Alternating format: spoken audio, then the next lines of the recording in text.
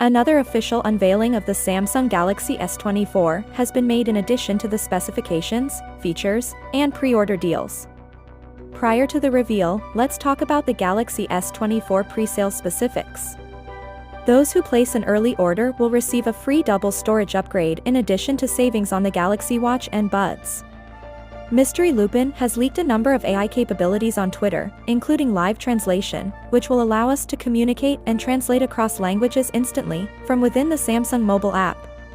The S24 Ultra has a nightography zoom, which will enhance the quality of zoomed images for photos taken in low light.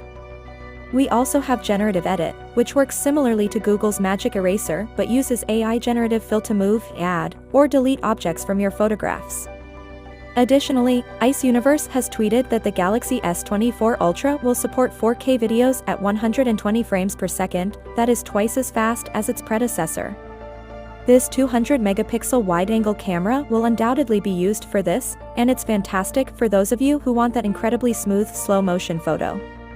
We now have another tweet from Ice Universe indicating that the Galaxy S24 series will see a price cut. He claims that in preparation for greater sales this time around, they have expanded the stock of the S24 Ultra and S24 Plus, and the source also suggests a price decrease. A price drop is wonderful news, as we had previously been informed that there would not be a price change this year. The new flat screen design, the amazing display with 2600 nits of peak brightness, and the hardware enhancements will undoubtedly be the key changes. The S24 Ultra features a 6.8-inch dynamic AMOLED display with a resolution of 3088x440, powered by Samsung's new M13 OLED panel and shielded by Gorilla Glass armor. It also has a 12-megapixel punch-hole camera for selfies.